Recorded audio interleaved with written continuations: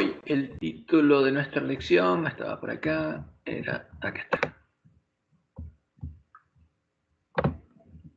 Es la continuación de la lección de la semana pasada y el título es Más lecciones del gran maestro. Entonces, nosotros vamos a tratar de entender justamente cuál es la verdad sobre Jesús, porque eso es lo que tenemos que entender. Y la semana pasada estuvimos estudiando la palabra maestro, como se nos habla del gran maestro, y las dos acepciones que tiene, las que se usan específicamente en la palabra de Dios, la Biblia. ¿Y a quiénes se aplican estas dos palabras? Porque hay más significados de la palabra maestro, pero hay dos especiales que se usan en la Biblia. Y estos dos se aplican, uno a Dios mismo, a Jehová, a nuestro Padre, y el otro se aplica a Jesús. Entonces tenemos que diferenciar bien las dos. La primera acepción de la palabra maestro define la relación que hay entre un profesor o maestro o un padre y sus alumnos. El maestro enseña y los alumnos aprenden de él. Esta es la relación que había entre el verdadero Jesús, el Hijo de Dios, Hijo del hombre, Jesucristo hombre y Dios, su Padre. Porque ¿quién le enseñó a él? No fue a ninguna escuela de hombres, fue guiado por Dios. Y es la relación que tiene que existir entre nosotros, sus hermanos, sus discípulos y su Dios y Padre. Porque discípulo es justamente eso, seguir el camino de una persona, seguir sus pisadas. Y nosotros tenemos que vivir como Jesús vivió. Y si el que le enseñó a Jesús fue su Padre, a nosotros también, porque esa es la profecía, esa es la promesa. ¿Para qué? Como hizo Jesús, Dios pueda escribir su ley en nuestras mentes y en nuestros corazones. Ese tiene que ser el fruto de que Dios reine en nosotros, es el Evangelio del Reino de Dios. Entonces, como ya lo leímos la semana pasada y dice en Isaías 54:7, esta es la profecía de cómo el Mesías sería guiado por Dios. Jehová el Señor me dio lengua de sabios para saber hablar palabras del cansado. Despertará mañana tras mañana, despertará mi oído para que oiga como los sabios. Entonces, ¿quién enseñaría a Jesús? Su Padre. Claramente esa es la profecía. Jehová el Señor me abrió el oído y yo no fui rebelde ni me volví atrás. O sea, cuando entendí la profecía, la guardé. Di mi cuerpo a los heridores y mis mejillas a los que me mesaban la barba. No escondí mi rostro de injurias y disputos, porque Jehová el Señor me ayudará. Por tanto, no me avergoncé. Por eso puse mi rostro como un pedernal y sé que no seré avergonzado. Ahora, los hermanos de Jesús justamente entenderían y tomarían esta promesa de Dios como una promesa para ellos, porque es la misma promesa, la hecha para Jesús, el primogénito entre muchos hermanos, y para sus hermanos.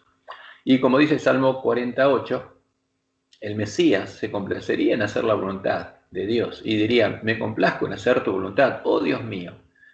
¿Por qué? Porque tu ley está en medio de mi corazón. Ahora, entonces, cuando Jesús hacía la voluntad de su Padre, hacía lo que él deseaba, lo que estaba en su corazón. Del tesoro de su corazón salía justamente hacer la voluntad de su Padre y lo hacía con gozo, no como una obligación, sino como lo que le salía del corazón. Y es lo mismo que pasar con sus hermanos. Por eso esa es la promesa de Dios, que Dios hizo con nosotros. Y el primero en que cumplió esta promesa fue Jesús, es el primogénito entre muchos hermanos. Pero este es el pacto que haré con la casa de Israel después de aquellos días, dice Jehová. Daré mi ley en su mente y la escribiré en su corazón. ¿Quién hará esa obra? Jehová. Y yo seré ellos por Dios y ellos me serán por pueblo. Y no enseñará más ninguno a su prójimo ni ninguno a su hermano diciendo, conoce a Jehová. Porque todos me conocerán.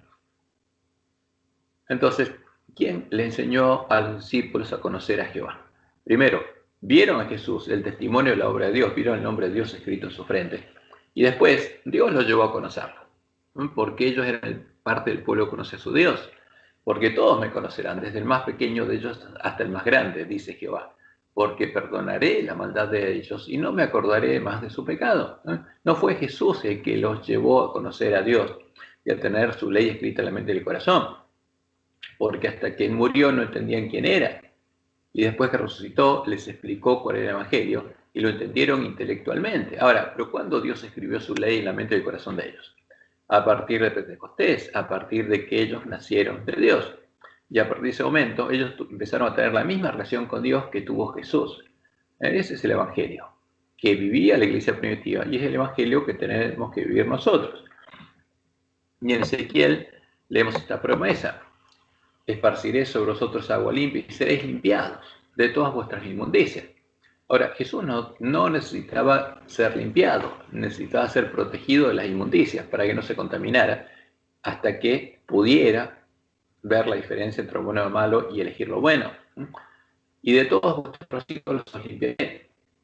Os daré corazón nuevo y pondré espíritu nuevo entre vosotros. Jesús no tuvo que hacer eso, porque el corazón que le dio desde que fue engendrado es el corazón que tuvo de adulto. Y pondré espíritu nuevo entre vosotros. Y la mente de Jesús nunca se contaminó, no necesitó otra mente, pero nosotros sí. Y quitaré de vuestra carne el corazón de piedra, y os daré un corazón de carne, como el de Jesús. Y pondré dentro de vosotros mi espíritu, dice, como lo puse en Jesús, y haré, como hice con Jesús, que andéis en mis estatutos, y guardéis mis preceptos, y los pongáis por obra. Entonces, por eso, Jesús nos lleva a su Padre, y es el verdadero evangelio. El verdadero Jesús nos lleva a su Padre para que podamos seguir sus pisadas. Y como dice Isaías 54:13, y todos tus hijos serán enseñados por Jehová. Entonces, ¿quién es el maestro del pueblo de Dios, de sus hijos? Jehová, nuestro Padre. Esa es la promesa. Ese es el verdadero maestro de los hijos de Dios. Dios mismo les enseña.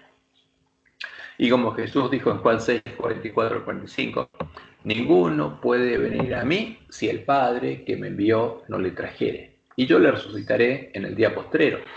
Escrito está en los profetas, y serán todos enseñados por Jehová. Estaba citando Isaías 54, 13. Así que todo aquel que oyó al Padre, a Jehová, y a él, viene a mí. Va a encontrar la puerta estrecha. Todo el que clama a Dios, Dios lo va a guiar a encontrar la puerta estrecha. La va a encontrar, me va a encontrar a mí, va a entrar por esa puerta y va a empezar a recorrer el camino angosto. Esa es la promesa de Dios, es la promesa que Jesús repitió. Y como vemos en el testimonio de la iglesia primitiva, Filipenses 2:13, Pablo dice, porque Dios es el que vosotros produce, así el querer como el hacer por su buena voluntad.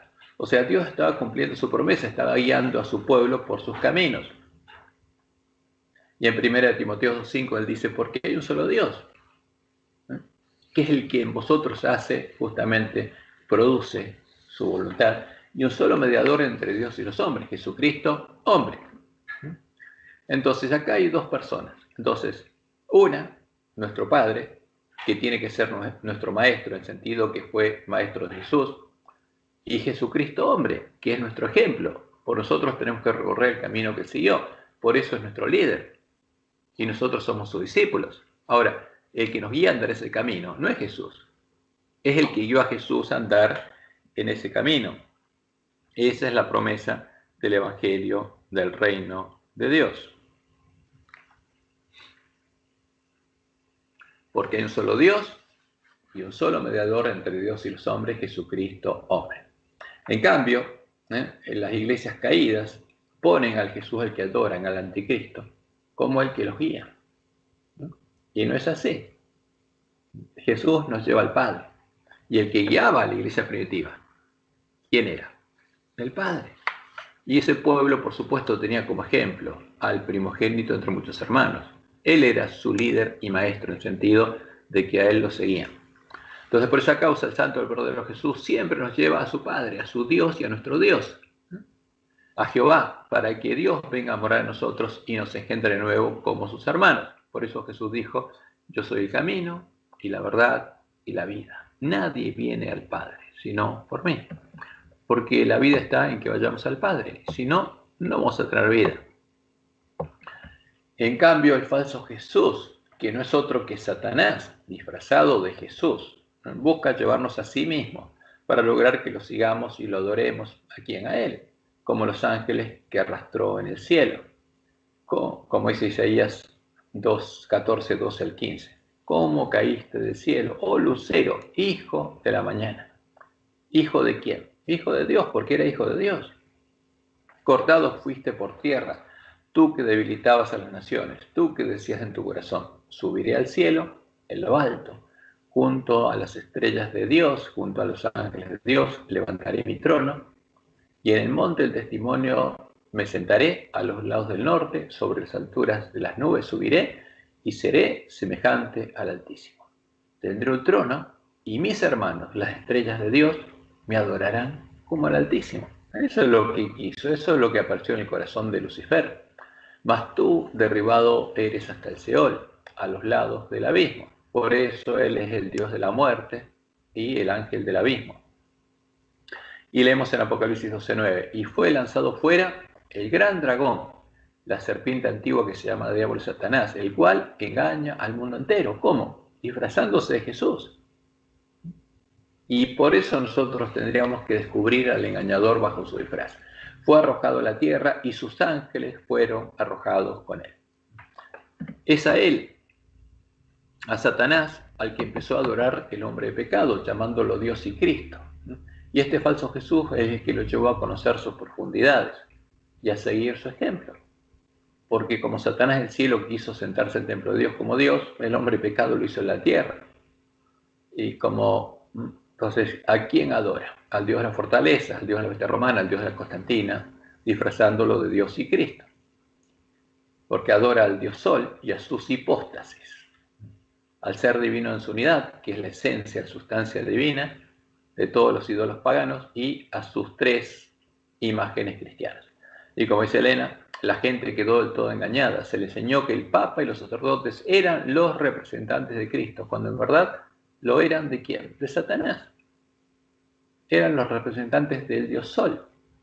Era el sumo pontífice, ahora el Papa, el obispo de Roma era el sumo pontífice del Sol, como Constantino, y a Satanás adoraban cuantos ante ellos se postraban. Y la segunda acepción de maestro define la relación que hay entre una persona y sus discípulos. Como sucede con un maestro artesano, sus discípulos aprenden de él y siguen su ejemplo. La misma relación existe entre un pastor y sus ovejas, que oyen su voz y lo siguen.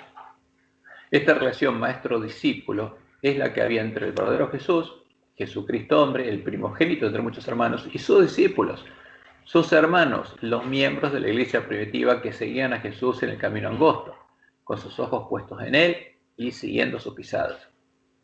Jesús es el maestro en este sentido, el líder, que con su ejemplo, recorriendo el camino angosto de la mano de su Padre, nos mostró a sus discípulos, a nosotros, cómo de la mano de su Padre también podemos recorrer el camino angosto que lleva la vida. O sea, venciendo, nos mostró que nosotros también podemos vencer, ¿no?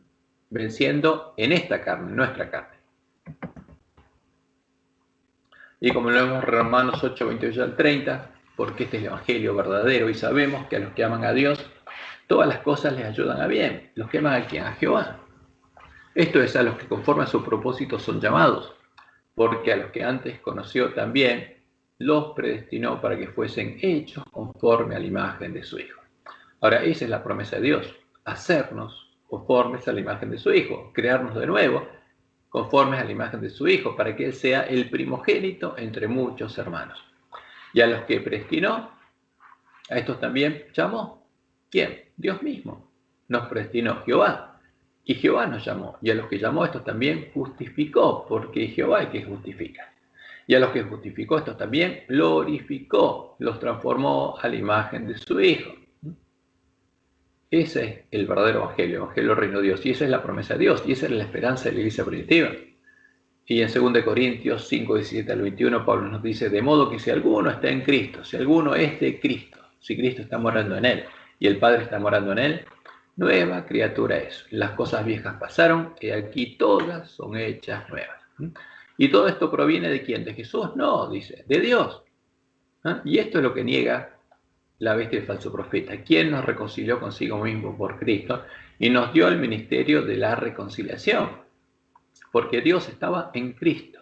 Jesús era la piedra al ángulo de su templo, reconciliando consigo al mundo, no tomándoles en cuenta a los hombres sus pecados, y nos encargó a nosotros la palabra de la reconciliación. Así que somos embajadores en nombre de Cristo, como si Dios rogase por medio de nosotros. O sea, si Dios estaba en Cristo y hacemos la obra de Jesús, seguimos la pieza de Jesús, Dios tiene que estar en nosotros. Y Dios ruega por medio nuestro. Os rogamos en nombre de Cristo, reconciliados con Dios. Eso tenemos que rogar. No llevar a la gente al Jesús de los lobos, sino ¿a quién? A Jehová. Ese es el mensaje del primer ángel. Al que no conoció pecado. ¿Quién? Dios, Jehová, por nosotros lo hizo pecado para que nosotros fuésemos hechos justicia de Dios en él. Esa es la verdad. Y vamos a ver que eso no es lo que aparece en nuestra lección. Y como dice Pablo en Gálatas, porque en Cristo Jesús ni la circuncisión vale nada, ni la circuncisión, sino una nueva creación. Este Evangelio del Reino es parte de la verdad echada por tierra por el hombre pecado, cuyo conocimiento nosotros debíamos recuperar para poder creer en el Evangelio del Reino de Dios, poder entrar por la puerta estrecha al lugar santuario y ser hechos columnas del templo de Dios. Y este es el Evangelio que Jesús empezó a predicar, aunque sus discípulos no lo entendieran y ninguno de los que lo escuchó lo entendiera. Después que Juan fue encarcelado, Jesús vino a Galilea predicando el Evangelio del Reino de Dios, diciendo, el tiempo se ha cumplido. O sea, la profecía de tiempo se cumplió. Y el Reino de Dios se ha acercado, ya va a ser establecido. El Reino de Dios, arrepentíos y crean en ¿qué? En el Evangelio, en la profecía, en la promesa de Dios, que Dios va a establecer su reino. Ahora, ¿qué pasaba con los judíos? En su mente estaba la levadura de los fariseos y creían en un reino terrenal, como creen los judíos ahora, que Jesús iba a establecer su reino en Jerusalén, el Mesías, el hijo de David en Jerusalén, y desde Jerusalén iba a dominar todo el mundo. Estaba esperando un nuevo orden mundial dominado por ellos. Y Jesús les vino a abrir los ojos para que entendieran cuál es el verdadero evangelio. Y como leemos en Apocalipsis 12, ¿qué pasó cuando Jesús triunfó? Entonces oí una voz, gran voz en el cielo que decía, ahora ha venido la salvación, el poder y el reino de nuestro Dios y la autoridad de Jesucristo. O sea, lo que Jesús anunció se cumplió. Y vino el reino de Dios a los hombres. Ese es el reino que Satanás quiso erradicar de la tierra, porque ha sido lanzado fuera el acusador de nuestros hermanos, el que los acusaba delante de nuestro Dios día y noche. Y ellos le han vencido, o sea, como Jesús. Los hermanos de Jesús también lo vencieron, por medio de la sangre del Cordero y de la palabra del testimonio de ellos, y como Jesús, siguiendo las pisadas de Jesús, menospreciaron sus vidas hasta la muerte. Y por eso Satanás quería erradicar ese testimonio. Y cuando vio el dragón que había sido arrojado a la tierra, persiguió a la mujer que había dado a luz al hijo de Aarón, y se le dieron a la mujer las dos águilas de la gran águila, para que volase de delante de la serpiente al desierto, a su lugar, donde sustentada por un tiempo y tiempos y la mitad de un tiempo. Este es el testimonio, tiempo de testimonio de la iglesia primitiva. Y como dice Apocalipsis 11, del 3 al 7, y daré a mis dos testigos que profeticen por 1260 días, por un tiempo y tiempos y la mitad de un tiempo, vestidos de silicio, porque fueron perseguidos junto a los miembros de la iglesia primitiva. Y cuando hubiera pasado este periodo, cuando hayan acabado su testimonio, la bestia que sube del abismo hará guerra contra ellos y los vencerá y los matará. Porque quería matar el testimonio de la iglesia primitiva y el testimonio de los dos testigos. Y como leemos en Daniel 8, del 9 al 12, y se engrandeció hasta el ejército del cielo, y parte del ejército de las estrellas echó por tierra y las pisoteó. Aún se engrandeció contra el príncipe de los ejércitos, contra el verdadero Jesús, el primogénito entre muchos hermanos, que era el príncipe del ejército del cielo, de la iglesia primitiva, y por él fue quitado el continuo. Y el lugar de su santuario fue echado por tierra. El templo de Jehová fue echado por tierra. Y a causa de la prevaricación le fue entregado el ejército junto con el continuo y echó por tierra la verdad. E hizo cuanto quiso y prosperó. Ahora, esto es lo que dio lugar a la misión del pueblo anticristo. Cuando Dios retuviera los vientos en tiempo del fin y le diera a comer a su pueblo el librito abierto, y el librito le amargara el vientre, Dios le indicaría a ese pueblo que era necesario que profetice otra vez sobre muchos pueblos, naciones, lenguas y reyes. Ahora, pero para profetizar de nuevo tendría que arreglar sus lámparas, porque los dos testigos estaban muertos.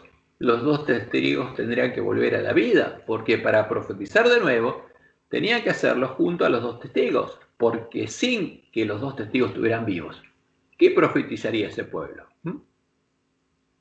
Era necesario que este pueblo profetice otra vez, y era necesario que investigue a los cadáveres de los dos testigos hasta que los dos testigos vuelvan a la vida.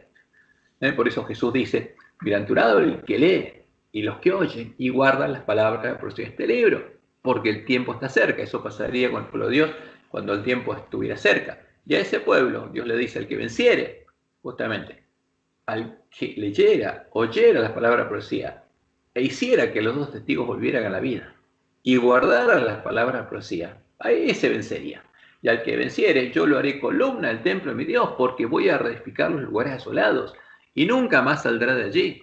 Y escribiré sobre él el nombre de mi Dios y el nombre de la ciudad de mi Dios, la nueva Jerusalén, la cual desciende del cielo, de mi Dios, y mi nombre nuevo. Y habla como nuestro hermano. ¿Por qué? Escribiré sobre él el nombre de mi Dios y la ciudad de mi Dios, la cual desciende del cielo, de mi Dios, y mi nombre nuevo. El que venza va a estar conmigo en la cima del monte Sión, como dice la profecía de Apocalipsis 14:1. Esta obra solo podría hacerse cuando su pueblo arreglara sus lámparas, los dos testigos volvieran a la vida y el pueblo recuperara el conocimiento de la verdad. Solo entonces el pueblo de Dios podría predicar por testimonio el Evangelio del Reino de Dios y prepararle el camino a la segunda venida del Santo, el verdadero Jesús, como dijo Jesús y leemos en Mateo 24:14. Porque toda la profecía está coordinada y todo tiene que cumplirse en su orden. Y será predicado este Evangelio del Reino. La verdad que predicaba la iglesia primitiva. La verdad que predicaba y vivían Jesús y la iglesia primitiva en todo el mundo, para testimonio a todas las naciones. Y entonces, recién entonces, vendrá el fin. Esa es nuestra misión. Ahora, por eso nosotros tenemos que tener en claro los dos sentidos en que se usa la palabra maestro. O sea, ¿quién nos tiene que guiar a nosotros?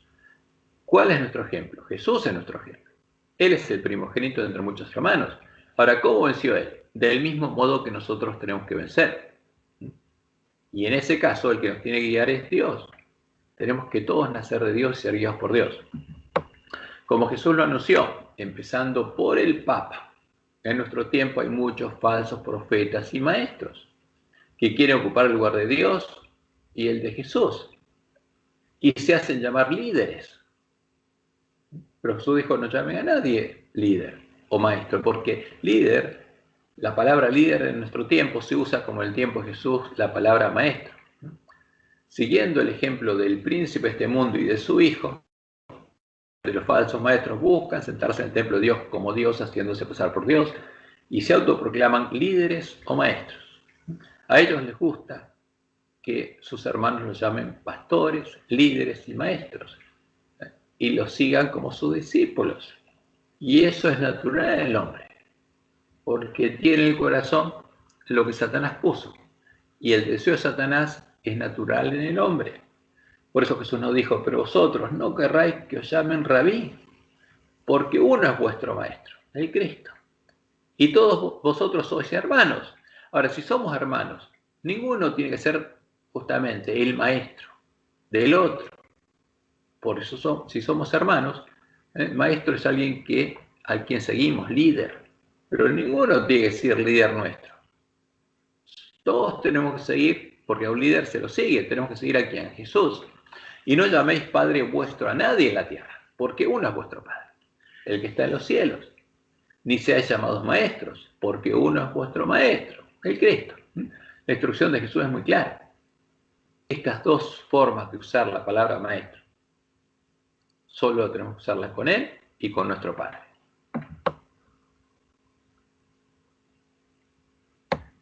Pero como Dios se lo mostró a Helena, con los dirigentes del pueblo judío y con el hombre de pecado, se estaría repitiendo en nuestro medio.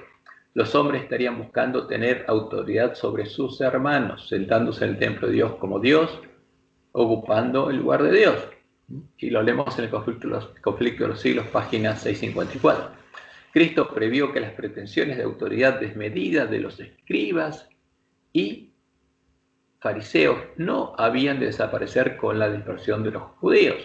Con mirada profética vio que la autoridad humana se encumbraría para dominar las conciencias en la forma que ha dado tan desgraciados resultados para la iglesia en todos los siglos.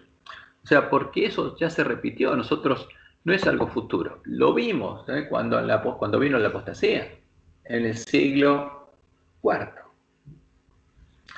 Y sus terribles acusaciones contra los escribas y fariseos, dice Elena, y sus amonestaciones al pueblo a que no siguiera a esos ciegos conductores, fueron consignadas como advertencia para las generaciones futuras.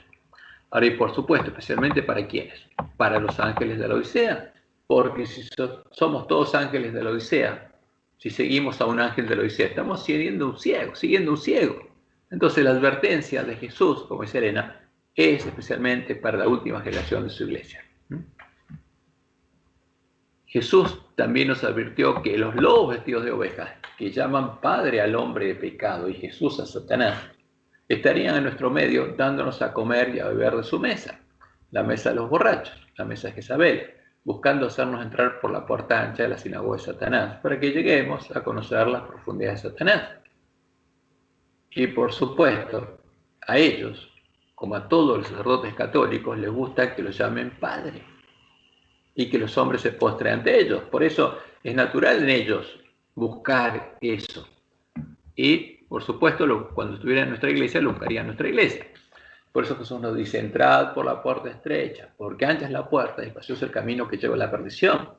Y muchos son los que entran por ella. O sea, y como Dios le dijo a Elena, eso ocurriría en nuestra iglesia. Muchos adventistas entrarían por la puerta ancha. ¿Por qué? Porque sus líderes, sus maestros entrarían por la puerta ancha. ¿No? Porque estrecha es la puerta y angosto el camino que lleva a la vida, y pocos son los que la hallan. Guardaos de los falsos profetas que vienen a vosotros con vestidos de ovejas, pero por dentro son lobos rapaces, son los siervos que saben. Y por eso los muchos que sigan a los lobos y a los otros líderes entrarán por la puerta ancha, y en ese tiempo muchos me dirán aquel día, Señor, Señor, ¿no profetizamos en tu nombre? ¿Y en tu nombre echamos fuera demonios? ¿Y en tu nombre hicimos muchos milagros? ¿Y tuvimos poder? Y entonces les declararé, nunca os conocí. No fui yo. Apartados de mí, hacedores de maldad, hijos del padre de maldad. Y esto es algo triste, pero se tiene que cumplir. Y se está cumpliendo y se va a cumplir. Por eso, para nosotros es esencial entender el significado de estos términos. Cualquier término, padre, rabí, maestro, líder, pastor, discípulos, y usarlos solo como Jesús nos indicó que los usáramos.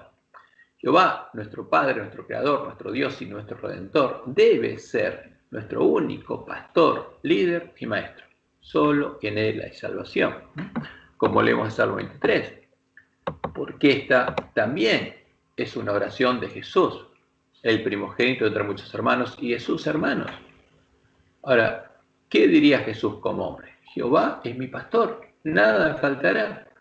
En lugares delicados pastos me hará descansar, junto a aguas de reposo me pastoreará. ¿Quién? Mi pastor, Jehová, mi Padre. Confortará mi alma, me guiará por sendas de justicia por amor de su nombre.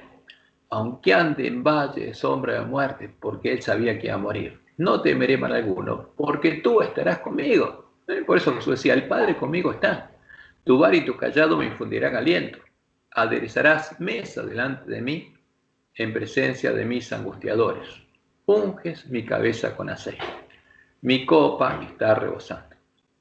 Ciertamente, el bien y la misericordia me seguirán todos los días de mi vida, y en la casa de Jehová oraré por largos días. Y por supuesto, esta va a ser la oración de los 144.000 y de la gran multitud. Ahora, vamos directamente a la diferencia entre el gran maestro de Babilonia y el verdadero maestro, el primogénito entre muchos hermanos. Entonces el título de nuestra lección es Más lecciones del gran maestro. Ahora, ¿de qué maestro son esas lecciones? Entonces, llegando a conocer al santo, al verdadero Jesús y a su Padre, al único Dios verdadero, a Jehová, como lo conocían los miembros de la iglesia primitiva, el pueblo conocía a su Dios, y lo van a conocer los primeros 144.000 sellados de la última generación.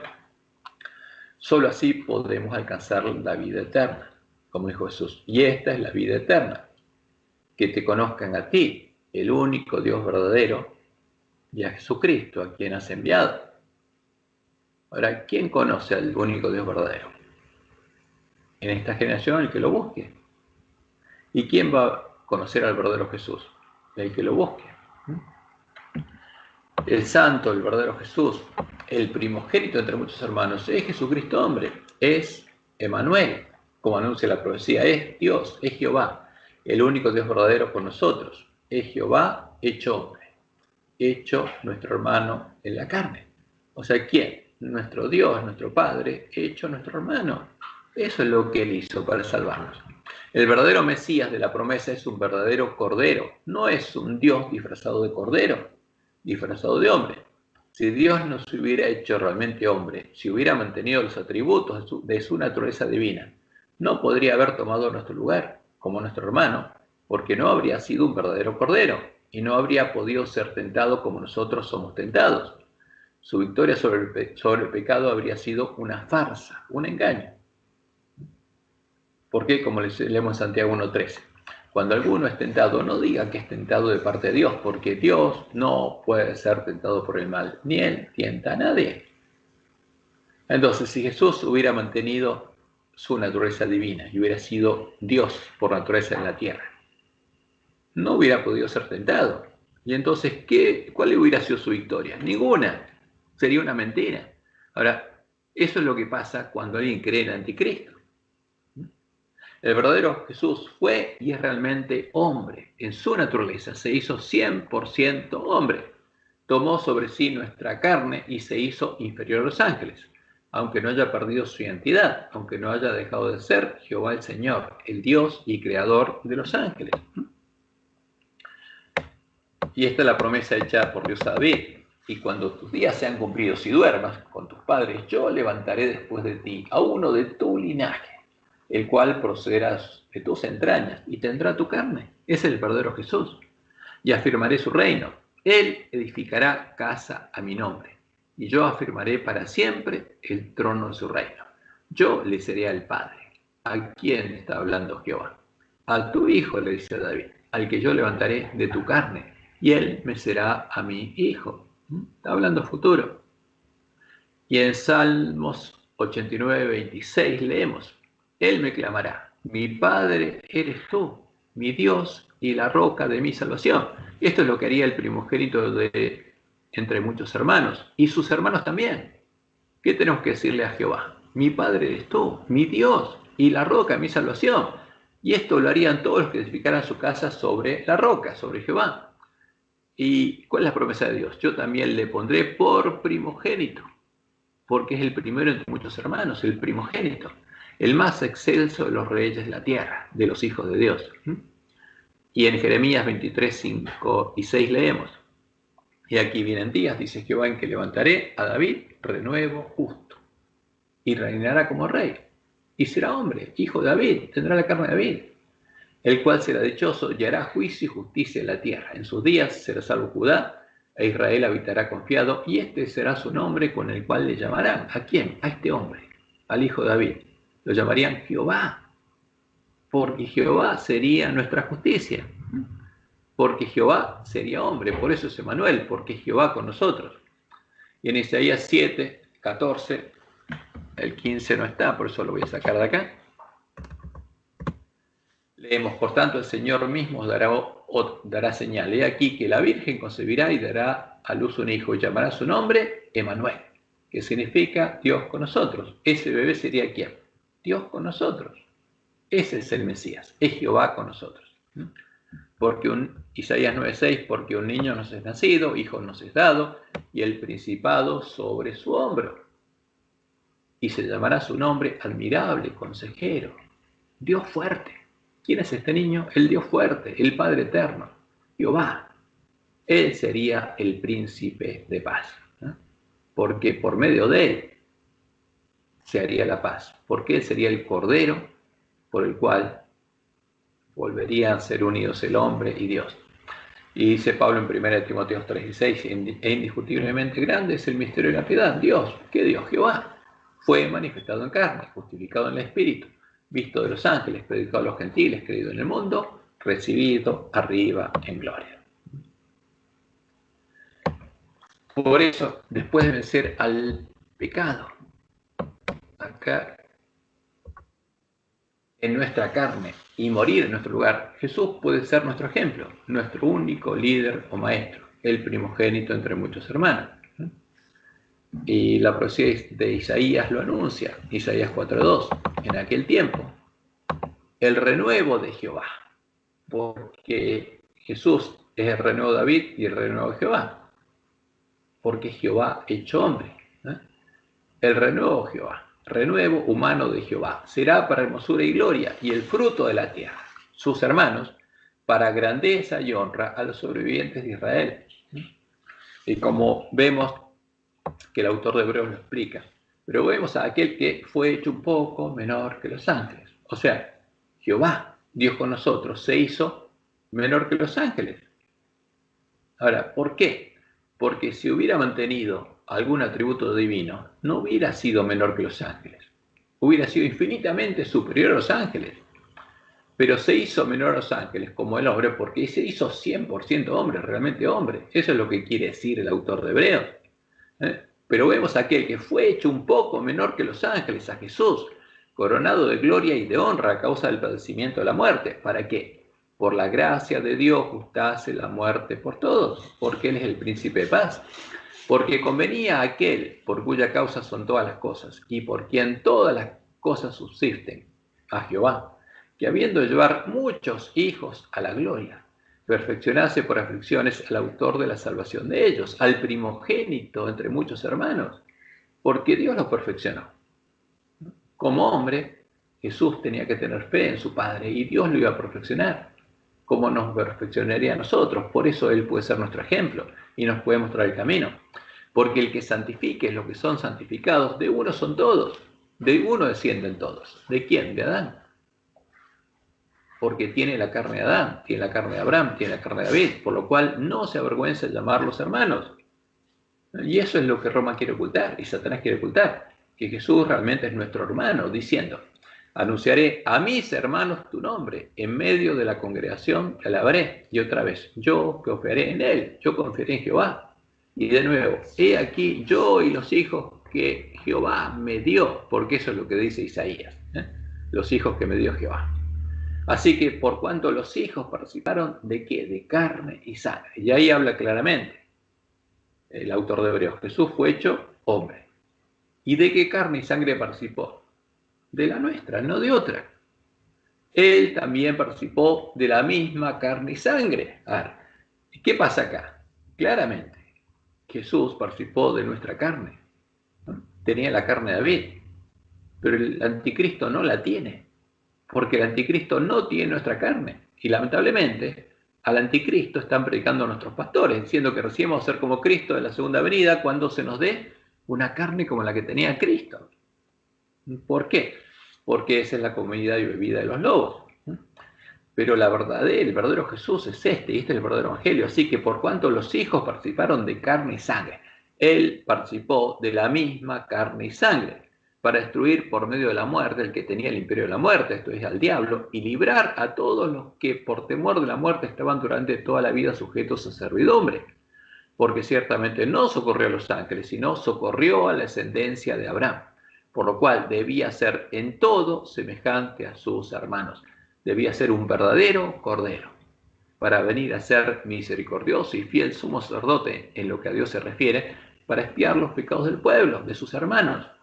Pues en cuanto él mismo padeció siendo tentado, y es claro esto, si hubiera sido Dios no podría haber sido tentado, si hubiera tenido una naturaleza divina, no podría haber sido tentado, era 100% hombre, pues en cuanto él mismo padeció siendo tentado, es poderoso para socorrer a los que son tentados. Y como dice en Hebreos 5, 7 al 10, y Cristo en los días de su carne, Jesucristo hombre, ofreciendo ruegos y súplicas con gran clamor y lágrimas al que le podía librar de la muerte, fue oído a causa de su temor reverente, y aunque era hijo, por lo que padeció, aprendió la obediencia. Y habiendo sido perfeccionado, vino a ser autor de eterna salvación para todos los que le obedecen, para todos los que lo siguen, para sus discípulos, sus hermanos, y fue declarado por Dios sumo sacerdote según el orden de Melquisedec. Y esto es importante. Este es el centro del Evangelio. Este es el verdadero Jesús. Y el anticristo es el otro. Es el que no es Jehová, el que no es nuestro Padre, no es el Dios fuerte, no es el Padre eterno. Y además, no se hizo hombre como nosotros, tenía otra carne. Y además era divino, tenía poderes divinos, es un ídolo. Si Jesús no hubiera sido realmente hombre, si no hubiera participado en nuestra misma carne y sangre, no habría podido ser un poco inferior a los ángeles, como él es el hombre, y no podría haber sido tentado en todo de acuerdo a nuestra semejanza. Porque Dios no puede ser tentado por el mal. No habría podido ser nuestro ejemplo y nosotros no podríamos seguir sus pisadas. Eso es lo que Dios le reveló a Juan, que afirmarían los falsos profetas que adorarían al anticristo. Y en el tiempo de Juan, Juan estaba viendo que ya venían, y en nuestro tiempo, hace casi 1700 años que vino el anticristo. Amados, no creáis a todo espíritu, sino probad a los espíritus si son de Dios, porque muchos falsos profetas han salido por el mundo. En esto conoced el Espíritu de Dios. Todo espíritu que confiesa que Jesucristo ha venido en carne, en nuestra carne, es de Dios. Y todo espíritu que no confiesa que Jesucristo ha venido en carne, en nuestra carne, no es de Dios. Y este es el espíritu del anticristo, el cual vosotros habéis oído que viene y que ahora ya está en el mundo. Ahora estamos en el año 2020. 1700 años atrás estaríamos en el 320. Y los apóstatas ya estaban trabajando con Constantino, y el 321 le hicieron aprobar la ley dominical pasiva. Ahora, el año que viene, por ejemplo, podrían hacer aprobar la ley dominical pasiva, pero eso no implicaría que comience el tiempo angustia. El tiempo angustia no tiene nada que ver con lo que haga Roma o lo que haga la bestia que va a subir de la tierra. Tiene que ver con el sellamiento del pueblo de Dios. O sea, cuando el pueblo de Dios esté preparado y Dios empieza a soltar los vientos, ahí va a llegar el tiempo angustia. Y ahí va a ser aprobada la ley dominical activa en todas las naciones de la tierra. Porque todas las naciones de la tierra se van a irar en contra del pueblo que conoce a su Dios, en contra de la piedra cortada, no con mano, que va a desmenuzar a la gran imagen de Baal. ¿Quiénes adoran en nuestro tiempo al anticristo, a Satanás, llamándolo Dios y Cristo? Lo adora la bestia, la Iglesia Universal o Católica del Imperio Romano, la primera que elevó la bandera negra a los paganos y empezó a adorar a Satanás.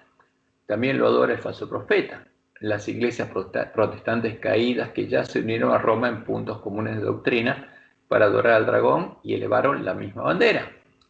Lo adoran los lobos vestidos de ovejas, que vinieron a nosotros a darnos de beber del vino, el furor de la fornicación de la Gran Babilonia, y lo adorarán todos los adventistas del séptimo día que elijan unirse a ellos bajo la bandera de Satanás. Todos los que entrarán por la puerta ancha a la sinagoga de Satanás y serán hechos habitación de demonios. Ahora, y esto hay que decirlo en voz alta, porque de esto depende la vida de nuestros hermanos. Como leemos en Primeros Escritos 2:11 al 2:12 en el tiempo de la gran apostasía. Dice el Nabí que constantemente había personas que abandonaban la compañía de aquellos que llevaban la bandera pura y se unían con los paganos bajo la bandera negra para perseguir a los que llevaban la blanca. Porque al unirse con los paganos bajo la bandera negra llevan a conocer las profundidades de Satanás, y Satanás los hacía odiar y perseguir a sus hermanos.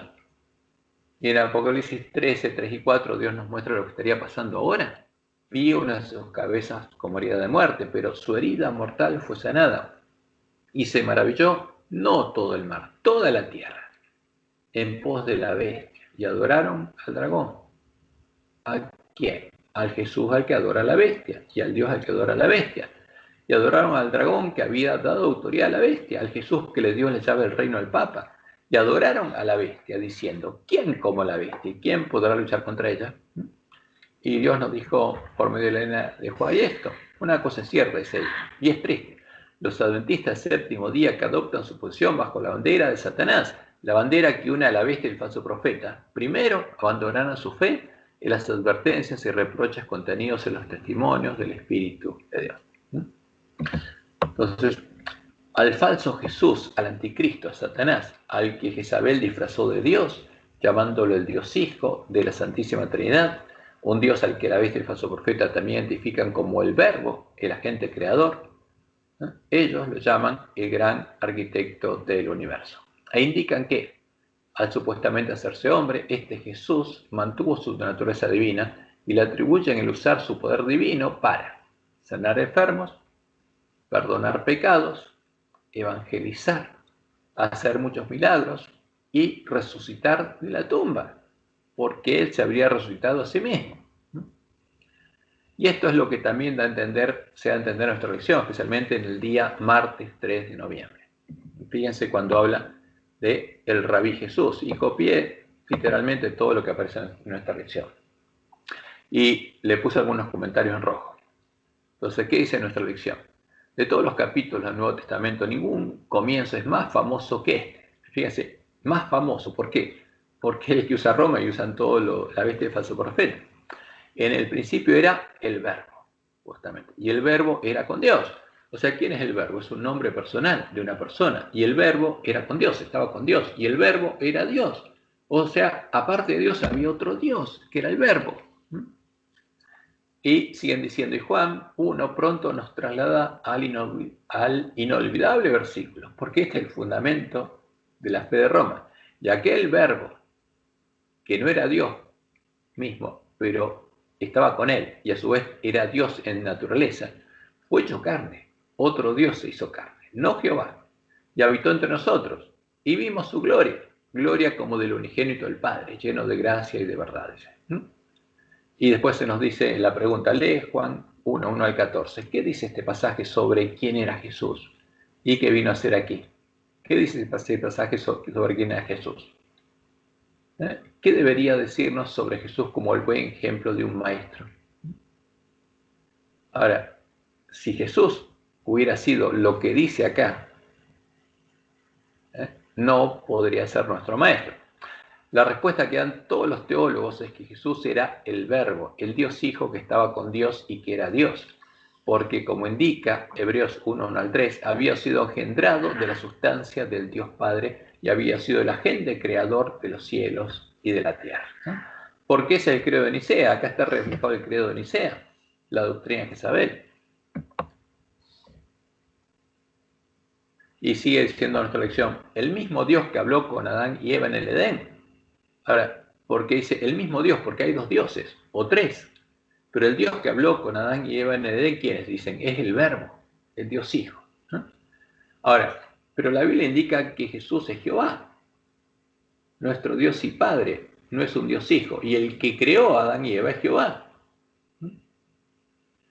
Y siguen diciendo que habló con Adán y Eva en Edén y con Jacob en medio de la nada. Ahora se presenta como persona. Ahora, el verdadero Jesús es Jehová, el Dios fuerte, el Padre eterno, el Creador, y no un Dios Hijo. Pero ahora presentan al Verbo como ese Dios Hijo que se presentó, que creó a Adán y Eva y habló con ellos y con Jacob. ¿Y dónde aparece el Dios verdadero? Y siguen diciendo, Dios, dice el Nuevo Testamento, se personificó en Jesús. A través de Jesús podemos conocer la voluntad y los caminos de Dios, porque Jesús es Dios. Entonces, esta es la forma que los jesuitas usan las palabras para confundir. El verdadero Jesús era Jehová el Señor y era hombre, porque Dios mismo, el único Dios verdadero, se había hecho hombre tomando la carne de David. No hay ni nunca hubo dos dioses, como dice Pablo. Para nosotros hay un solo Dios, el Padre, y un solo mediador entre Dios y los hombres, Jesucristo hombre. Y sigue diciendo nuestra lección. El capítulo sigue diciendo que Juan el Bautista era un predicador tan convincente que incluso los dirigentes religiosos de Jerusalén sospechaban que podía ser alguien especial, pero estaba preparando el camino para alguien más grande que él. Alguien asombrosamente especial estaba a punto de aparecer y él, Juan el Bautista, era indigno de desatar las correas de sus sandalias. Ahora, ¿a quién le preparaba el camino Jesús, como dice Isaías 43? A Jehová, a nuestro Dios. Y sigue el autor de nuestra lección. Al día siguiente vio a Jesús y declaró que era el Hijo de Dios. Y quieren dar a entender que era el Dios Hijo con esto. Jesús declaró que Jesús era el Hijo de Dios porque era el Mesías, el Hijo de David, no porque fuera un Dios Hijo, como podemos ver en 2 Samuel 7:14.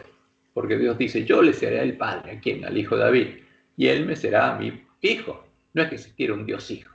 Dios está hablando del renuevo de David. Ese día, y también un día después, dijo que Jesús era el Cordero de Dios. Y sigue nuestra lección diciendo, además, 2 de los seguidores de Juan el Bautista deciden seguir a Jesús. Y cuando Jesús le pregunta qué estaban buscando, lo llaman rabí, que traducido es maestro.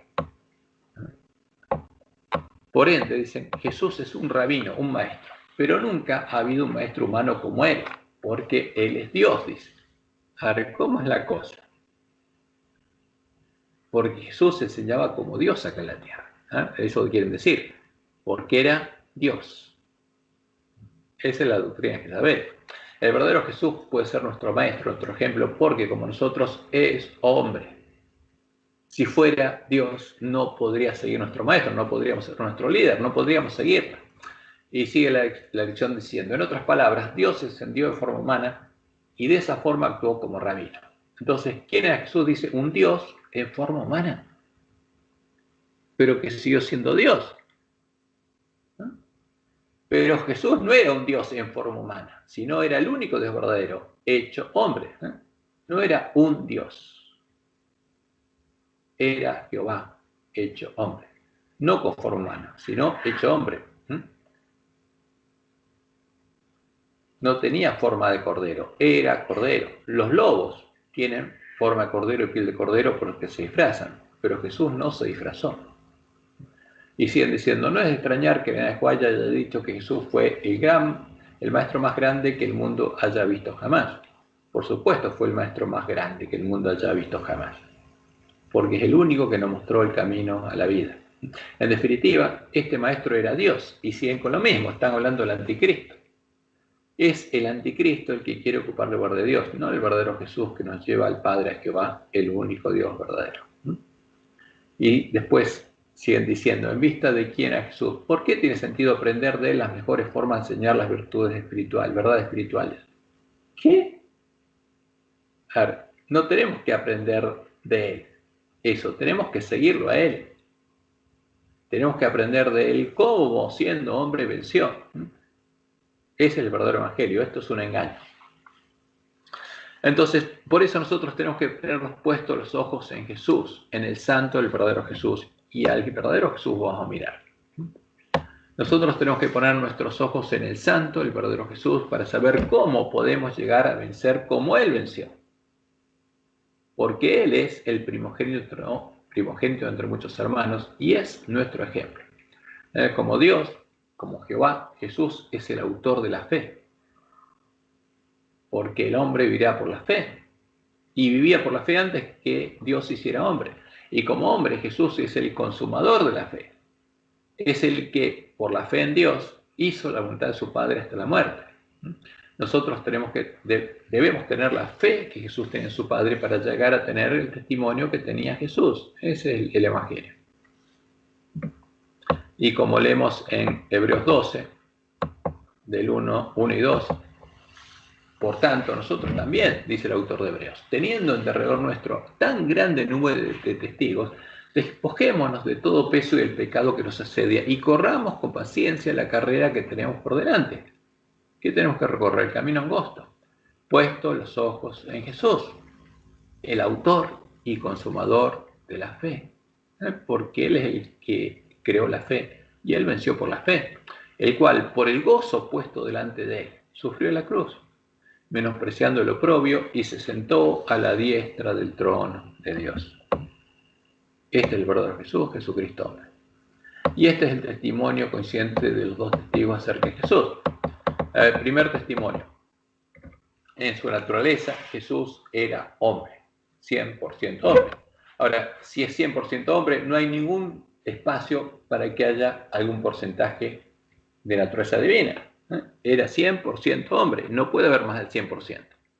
Como lo anunciaba la profecía y como Jesús y los apóstoles lo testifican, el Mesías no es el Dios, el Mesías es el Dios de Israel hecho hombre, tomando la carne de David, la carne de los pecadores.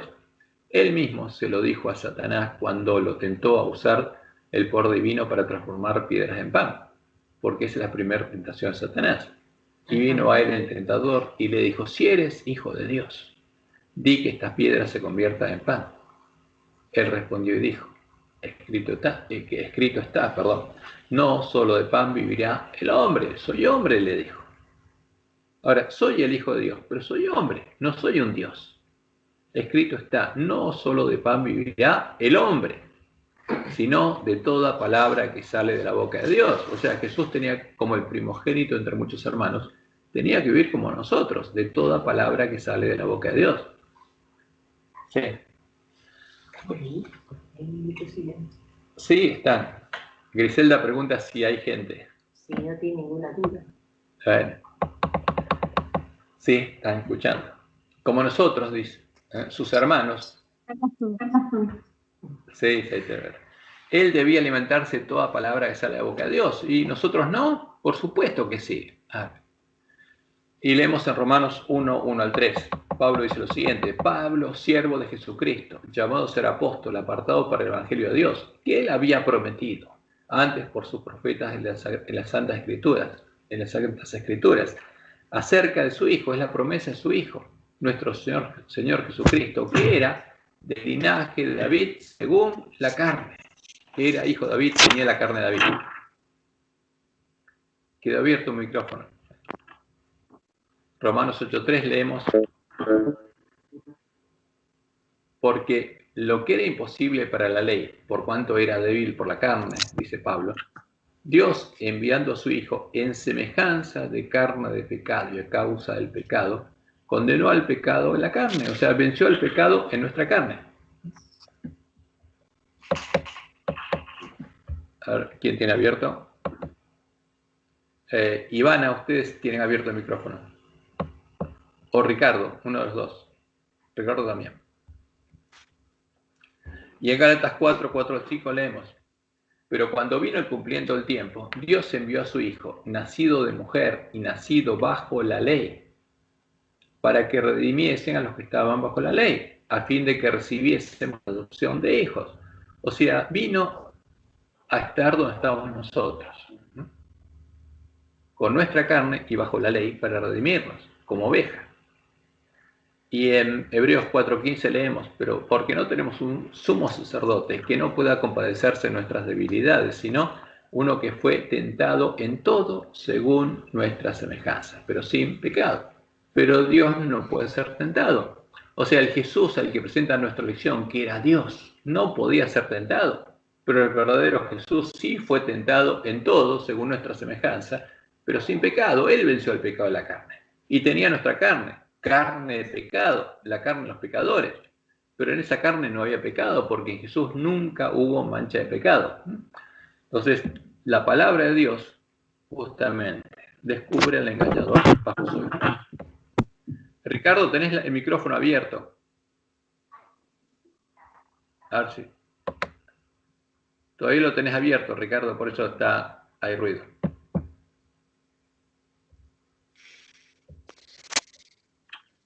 Ricardo, no se dé cuenta. Entonces, la otra verdad que muestra la palabra de Dios es que Jesús no sanó a los enfermos con su poder, lo sanó su Padre. No es que él era divino. Entonces, la prueba de la divinidad de Jesús, como dicen la bestia, el falso profeta y los lobos, es que él podía sanar. Y la verdad es que él no tenía ningún poder para sanar. Era hombre. El poder era el de su Padre. Cuando Jesús hacía milagros, como lo harían después sus discípulos, no los hacía con un poder especial o divino que él tuviera. Los milagros los hacía su Padre, porque conociendo su voluntad, Jesús le pedía a él con fe que los hiciera, para que su nombre fuera glorificado, y Dios, su Padre, los hacía. Entonces, leemos en Juan 3, 1 y 2. Nicodemo vino a Jesús de noche y le dijo: Rabí, sabemos que has venido de Dios como maestro. O sea, nosotros los fariseos, los líderes de Israel, sabemos y no tenemos excusa que has venido de Dios como maestro, porque nadie pudo hacer estas señales que tú haces si no está Dios con él. Y ellos sabían que los hombres no pueden hacer señales, las hace Dios. Y en Lucas 5:17 leemos: aconteció un día que él estaba enseñando, y estaban sentados los fariseos y doctores de la ley, los cuales habían venido de todas las aldeas de Galilea y de Judea y Jerusalén, y el poder del Señor estaba con él para sanar. ¿Con qué poder iba a sanar? Con el poder de Dios, no con el suyo propio. Y en Juan 8:29 leemos: Jesús siempre decía lo mismo, porque el que me envió conmigo está, Jehová está conmigo. No me ha dejado solo el Padre, porque yo hago siempre lo que le agrada. Y por supuesto, los hijos de Dios, los hermanos de Jesús, harían siempre lo que le agrada a quién, a Dios, harían la voluntad de Dios. Y en Juan 11:41 y 44 tenemos un testimonio muy claro de Jesús. Entonces quitaron la piedra de donde había sido puesto el muerto, Lázaro. Y Jesús, alzando los... Llamalo por teléfono, Ricardo. No está escuchando, me parece. No, se ve que no se dio cuenta. Y Jesús, alzando los ojos a lo alto, dijo: Padre, gracias te doy por haberme oído. Yo sabía que siempre me oyes, dice Jesús, pero lo dije por causa de la multitud que está alrededor, para que crean que tú me has enviado. Y lo dijo Jesús en voz alta. Por eso los discípulos lo escucharon y lo registraron. Jesús, alzando los ojos a lo alto, dijo: Padre, gracias te doy por haberme oído. Yo sabía que siempre me oyes, pero lo dije por causa de la multitud que está alrededor, para que crean que tú me enviaste. Y habiendo dicho esto, clamó a gran voz: Lázaro, ven fuera. Y el que había muerto salió, atadas las manos y los pies con vendas, y el rostro envuelto en un sudario. Jesús les dijo: desatadle y dejadle ir. ¿Quién hizo el milagro? Dios lo hacía. Y en Hechos 10:38, Pedro da este testimonio: Dios ungió con el Espíritu Santo y con poder a Jesús de Nazaret, justamente. Y cómo éste anduvo haciendo bienes y sanando a todos los oprimidos por el diablo, porque Dios estaba con él. ¿Por qué Jesús podía hacer estos milagros? Porque Dios estaba con él. Y de ese mismo modo, Pedro también los pudo hacer, y los discípulos los pudieron hacer. Y la promesa de Dios es que en el tiempo de angustia, Él va a hacer señales y milagros por medio de sus hijos. Ese mismo poder es el que se manifestó en la iglesia primitiva, no porque los apóstoles fueran dioses o tuvieran poderes divinos, sino porque tenían la fe de Jesús.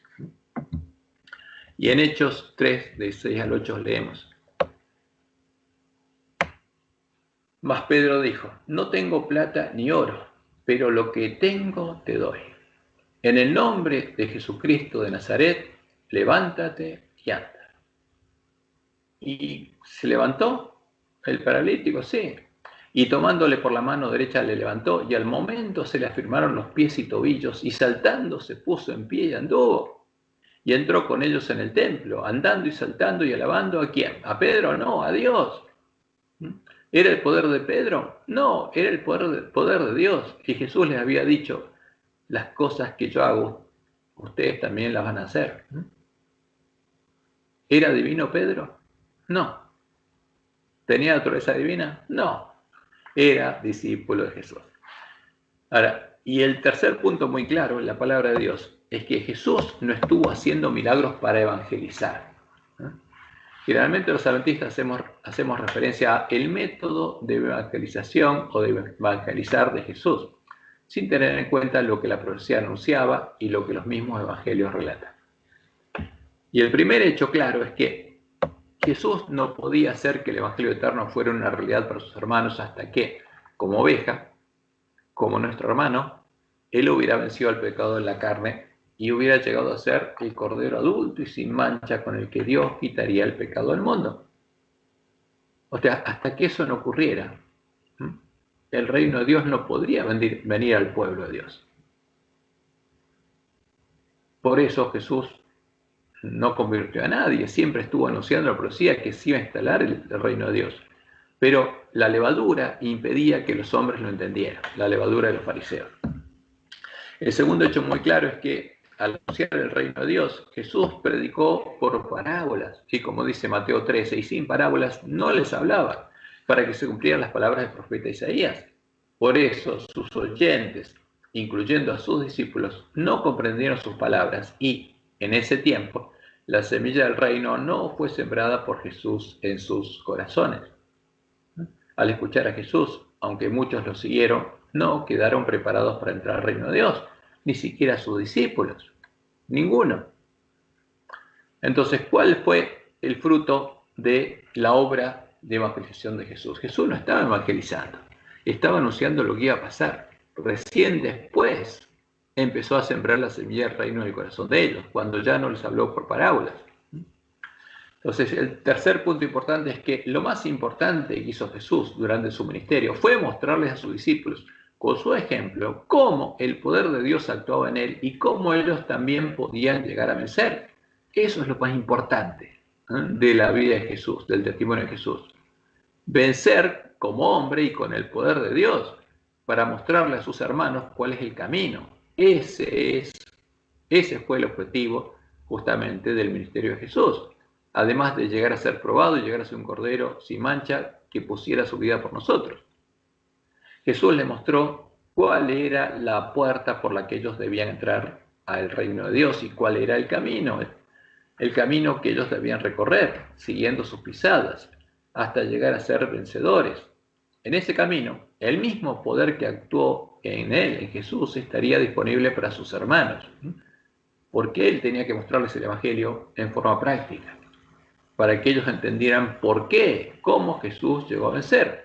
Ellos sabían que Jesús tenía poder, y por eso le pidieron que les enseñe a orar, como él oraba. Y Jesús se los enseñó en forma simbólica también. Ahora, Jesús no convirtió a nadie con sus milagros, porque la fe viene por el oír y el oír por la palabra de Dios, no por los milagros. Recién después de resucitar, cuando les abrió los ojos del entendimiento a sus discípulos y ellos comprendieron las palabras de la profecía, Jesús sembró la semilla del reino en sus corazones y ellos estuvieron preparados para entrar al reino de Dios. Porque antes que Jesús por 40 días sembrara la semilla del reino en el corazón de ellos, ninguno había entendido el Evangelio. De ese modo, también Jesús nos mostró a nosotros cómo sembrar la semilla del reino, porque nos dio ejemplo de cómo tenemos que sembrarla. ¿Y qué hizo Jesús? Le mostró en todo el Antiguo Testamento todas las cosas que el Antiguo Testamento decía de él, del Mesías y del Evangelio del Reino de Dios y del Espíritu Santo de la promesa. Y Jesús hizo eso, llevó a los discípulos hasta la puerta, sembró la semilla del reino y a partir de eso no podía hacer más con ellos y se fue. A partir de ese momento sería Dios el que obraría en ellos, haciéndolos nacer de nuevo y transformándolos a imagen de Jesús. Una vez que Jesús los reconcilió con su Padre, primero muriendo y después sembrando la semilla del reino en sus corazones para que ellos entendieran cuál era el Evangelio del Reino de Dios, se fue. Y lo mismo ocurriría con todos los hijos de Dios que ejercieran el ministerio de la reconciliación. Llevarían a sus hermanos hasta la puerta estrecha.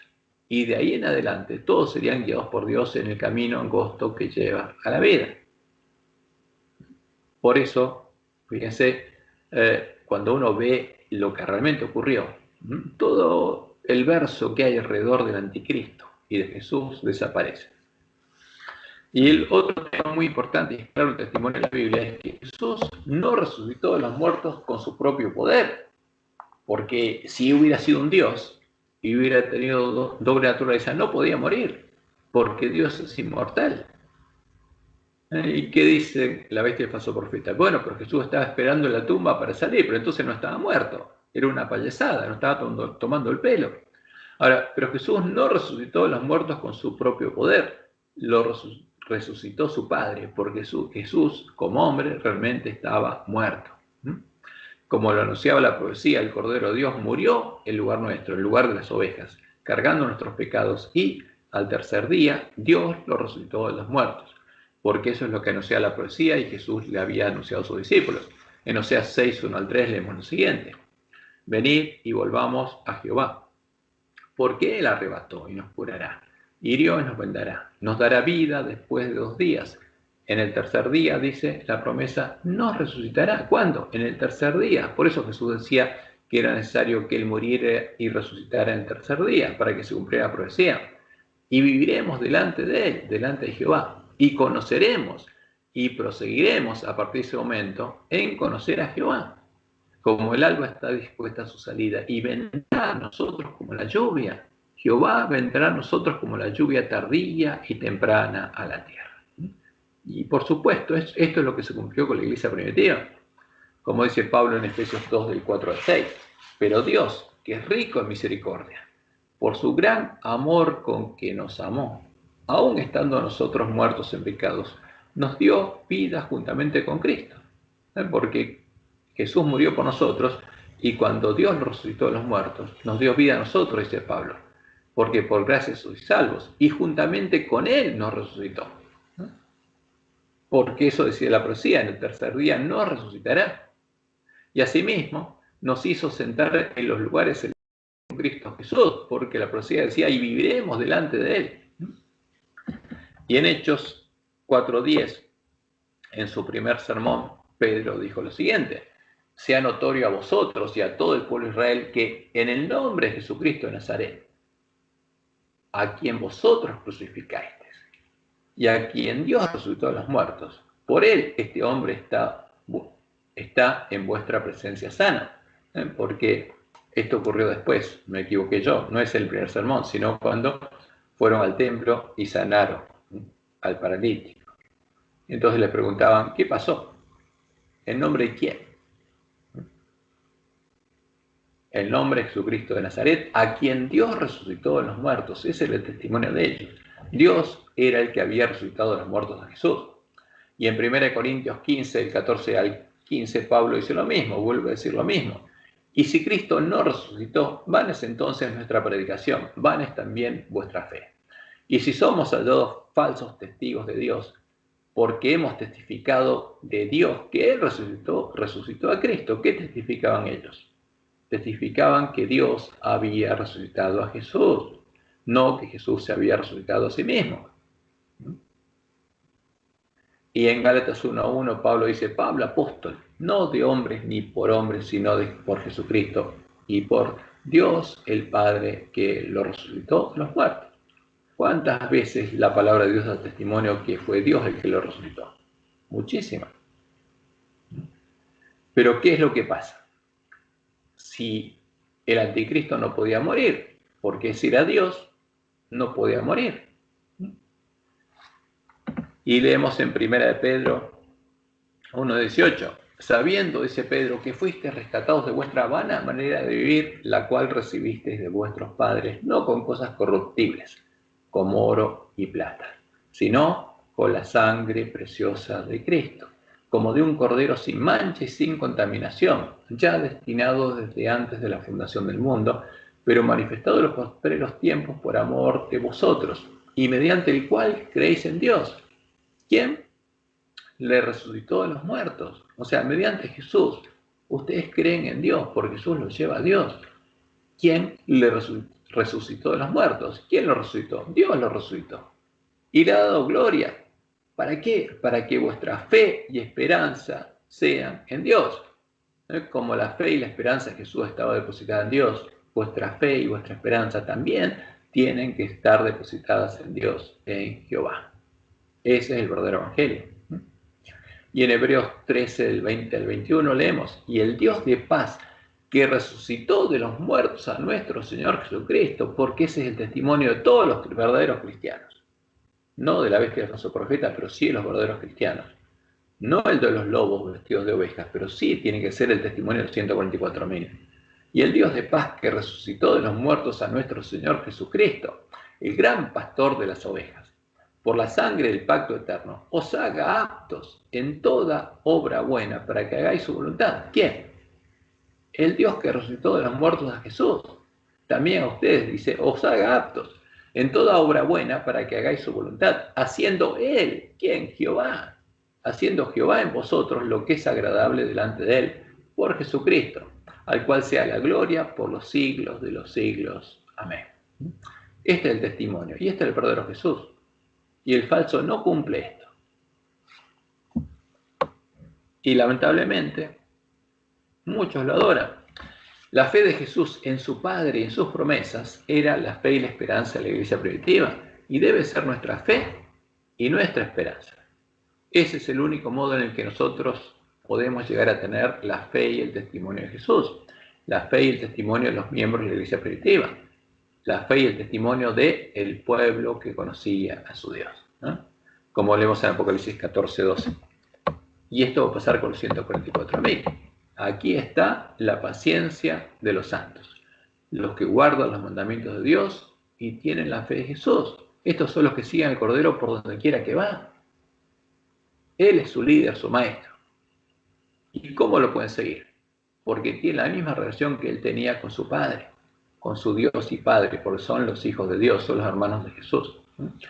Y en Daniel 12, del 3 al 4, Dios anunció que, aunque el hombre de pecado hubiera echado por tierra la verdad, habría un pueblo entendido nuevamente. Y los entendidos resplandecerían como resplandor del firmamento y enseñarían la justicia a la multitud que va a salir de Babilonia. Y van a resplandecer como las estrellas a perpetua eternidad. Pero, ¿qué se le dice a Daniel? Pero tú, Daniel, cierra las palabras y secha el libro hasta el tiempo del fin. Porque esto ocurrirá en el tiempo del fin. Y en el tiempo del fin, muchos correrán de aquí, de Babilonia, para allá, para Jerusalén. Y la ciencia aumentará, el conocimiento de Dios aumentará. Por eso en Apocalipsis 22, 14 y 17, aquí está la bienaventuranza para el pueblo que está en Babilonia. Bienaventurados los que lavan sus ropas para tener derecho al árbol de la vida y para entrar por las puertas en la ciudad. Y el espíritu y la esposa, las primicias de la esposa del Cordero dicen ven. Y el que oye, diga ven. Y el que tiene sed, venga. Y el que quiera, tome del agua de la vida gratuitamente. Y por eso, en este tiempo, como dice Daniel 12:10, muchos serán limpios, emblanquecidos y purificados. Pero los impíos del pueblo de Dios procederán impíamente y ninguno de los impíos se entenderá. Pero los entendidos, los que sigan el Cordero por donde quiera que va, comprenderán.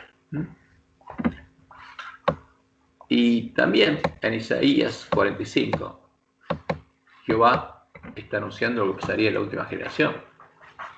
Y él dice, reuníos y venid, juntaos todos los sobrevivientes de entre las naciones, o sea, todo el mundo. Este es el tiempo de fuerte pregón. Y dice, ¿no tienen conocimiento aquellos que erigen el madero de su ídolo? Y los que ruegan a un Dios que nos salva, los que están adorando a la gran imagen de Baal. Proclamad y hacedlos acercarse, y entren todos en consulta. ¿Quién hizo oír esto desde el principio y lo tiene dicho desde entonces? Sino yo, Jehová. Y no hay más Dios que yo. Dios justo y salvador. Ningún otro fuera de mí. En Jehová dice, mirad a mí, a Jehová, y sed salvos, todos los términos de la tierra, porque yo soy Dios y no hay más. No tengo un hijo, no hay un verbo que haya sido creador. Yo no soy padre de ningún verbo, ni soy hijo de ningún Dios. Yo soy Dios y no hay más. Por mí mismo hice juramento, de mi boca salió palabra de justicia y no será revocada, que a mí se doblará toda rodilla y jurará toda lengua, y se dirá de mí, ciertamente en Jehová está la justicia y la fuerza. A él vendrán, y todos los que contra él se enardecen serán avergonzados. En Jehová será justificada y se gloriará toda la descendencia de Israel. No hay otra forma de ser salvos que en Jehová. Y como dice Mateo 24, 9 al 14, y será predicado este evangelio del reino, dice Jesús, el que él predicaba y vivía en todo el mundo, para testimonio a todas las naciones, y entonces vendrá el fin. Y esa es nuestra misión. Tenemos que predicar al verdadero Jesús, a la verdadera puerta, al verdadero camino y al verdadero Dios. Eso solo podemos hacerlo si recuperamos el conocimiento de la verdad. Y tenemos que darlo a conocer a nuestros hermanos primero y al mundo entero. Así que, bueno, que Jehová los bendiga y los guarde y los guíe a toda verdad y tengan un hermoso sábado. Bueno, gracias, Cristian. Nos vemos mañana. Nos vemos mañana. Gracias. Si tienes una pregunta, esperen que paro esto.